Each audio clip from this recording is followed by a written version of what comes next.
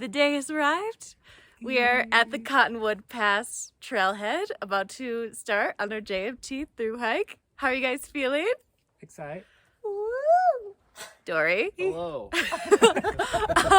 Okay, I think you know all these guys, but if you don't, that's Dori. He'll do this in all his videos. That's Boy Band, aka BB. Hi. And you guys know Ibex. You better know me.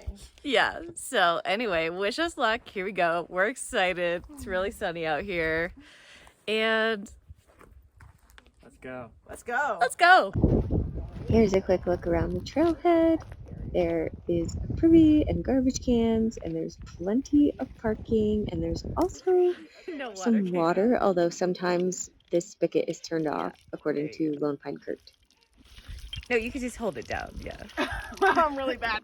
We are starting at the Cottonwood Pass Trailhead, and we have 240 miles to our destination at Happy Isles. Here we go. Yeah. Our first resupply is about 150 miles away, so you'll notice we have very fat packs. Our first stop will be at Vermilion Valley Resort, otherwise known as VVR. That's where we're going. Cottonwood Pass, straight up there. Doesn't look bad at all. I should mention that for a traditional John Muir Trail route, so we're going northbound. So normally you would start at Mount Whitney. That is the southern terminus of the trail.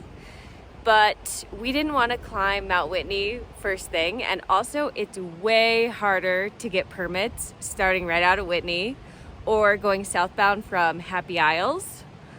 The easiest way to get permits is by going into the Inyo National Forest and going over Cottonwood Pass or Cottonwood Lakes. We initially were going to go over Cottonwood Lakes, but you have to go over this pass called New Army Pass, and we'd heard that because of the historic snow this year, there's still a dangerous cornice and a bunch of snow up there. So I was able to snag some cancellations last week to switch us from Cottonwood Lakes to Cottonwood Pass. I feel really good about that decision because Cottonwood Lakes is supposed to be prettier, which is initially why I got that one. But I just wasn't comfortable dealing with a snow cornice. I don't have mountaineering experience, and Lone Pine Kurt, our shuttle driver, had told us he had driven some mountaineers who had come up over New Army Pass, or they tried to go over New Army Pass and failed because there was still so much snow up there. So I feel really good about the decision, but starting at Cottonwood Pass instead of going right up Whitney adds, I believe, about 30 miles to the total trip. But like I said, way easier to get a permit. You don't have to start right out doing a 14er. We don't have to carry all of our heavy stuff up Whitney because we can leave it behind at camp and pick it up on the way down. But we won't officially be on the JMT until we reach the top of Mount Whitney, I believe. Or actually, no, I think on the way up Whitney, we are actually on the JMT, but we have to go up and then we have to turn around again. But going up Cottonwood Pass, we meet the PCT, the Pacific Crest Trail. And so we'll follow along the PCT for a little bit before we join the JMT. So anyway, I know that was a little long and complicated, but in case anyone's wondering about the route, starting in the Inyo National Forest at Cottonwood Pass Trailhead, and we have 28 point something miles to the top of Whitney. These little yellow flowers are so cute. There's purple ones mixed in. There's tons of those flowers out in this field. These are so cute.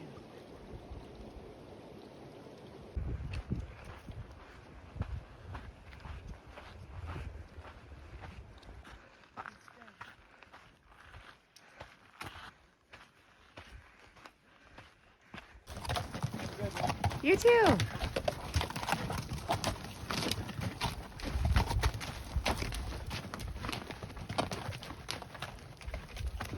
Look at that. There's still snow up there. August 5th, still snow.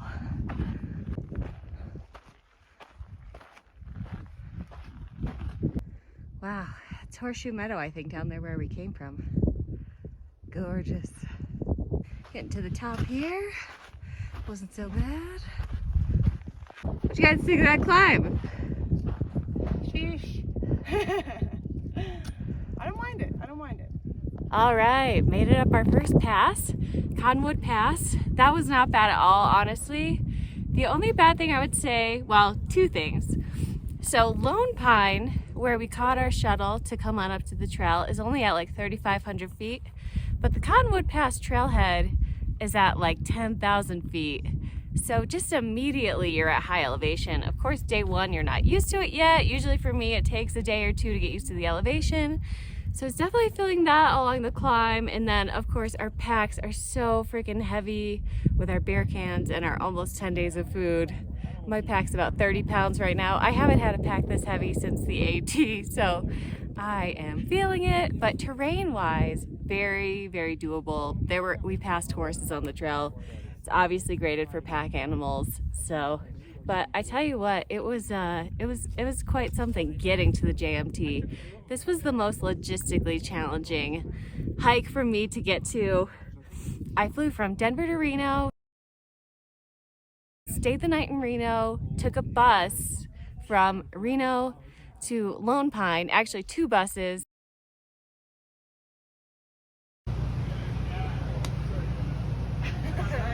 That took like 7 hours. For the longest time, it was just desert, and then finally it turned into mountains, real planes, trains, and automobiles situation. And then this morning we caught a shuttle with Lone Pine Kurt. You have your water already? From Lone Pine up to the trailhead, which was about 45 minutes up a windy mountain road. This is high desert, according to Kurt. And the cattle out here. Lone Pine Kurt was a delight, by the way. He was so full of information and jokes. Obviously a really kind-hearted man. Highly recommend shuttling with him. It cost us $90 for 4 of us to get up here. $90 total. It was a really nice way to start the trip with all of his fun facts. So it was great. But first impressions of this trail, nicely graded. It's really dry out here, even compared to Colorado. But yeah, first pass done. A bunch to go. This is Chicken Spring Lake, just slightly off trail. Got some pack out pizza from Lone Pine. That's a pro tip for you. Especially on the PCT, not on the JMT yet. Got another climb up out of Chicken Spring Lake, but not too far, just like 300 feet.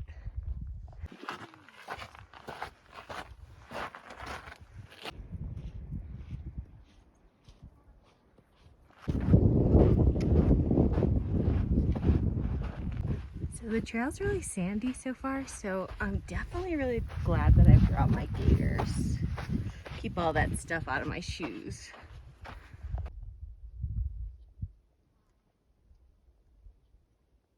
First snow crossing coming up here.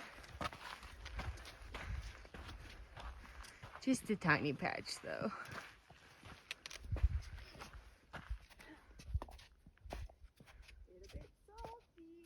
That's nice to walk on, honestly. Welcome to Sequoia and Kings Canyon National Parks. Okay, so I've come to Shh, Dori, be quiet. So I've come to these parks before with my dad back in 2016. We had an awesome trip, checked out General Sherman, and as I was looking out at the mountains in Kings Canyon, I told them, I will be back for you. I met on the PCT, but you know, here I am at the JMT, so that's fun too. Okay, Ibex has some facts for us. so if we want to make it to our hopeful destination Of Rock Creek? Rock Creek, we have 6.6 more miles. Total ascent, 94.8 feet. Too much. Total descent, 1,900 feet. Okay, that'll do. It is 3:17 p.m. Do we think we can do it? I think we'll be fine. I think we can do it. Baby, you think we can do it? Ba-doink, ba-doink. Yeah, we can do it. Really beautiful pine tree we have right here. Wondering if this is a sequoia. We don't know. It's really nice though, either way.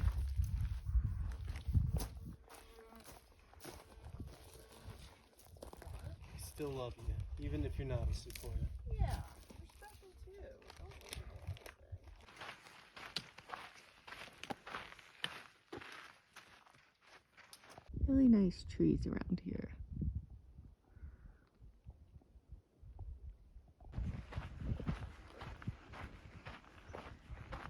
Suddenly looking much greener. This looks like a nice good shade spot, bright spot. This tree has an eye.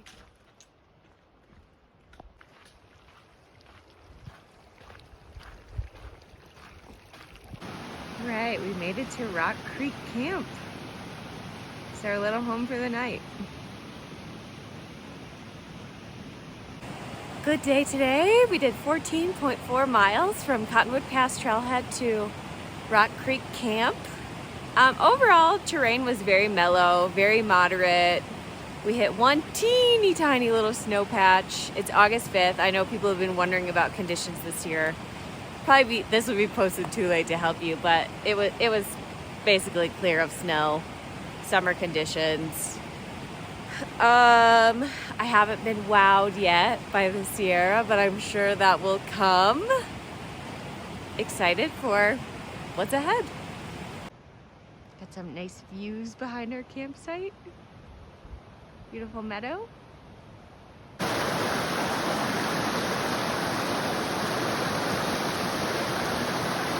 So Ibex and I have a fun game for everyone to play as you're following along with these JMT videos. She is notorious for running out of toilet paper. I don't know what she's talking about. Ibex, show everyone how much toilet paper you brought for like 9.5, 10 days in the wilderness. Let me find it. So, I've got this. Come closer. I've got this. And then I've got all of this. Wait, oh, this is two. Look at this. All of this big boy right here. And then this.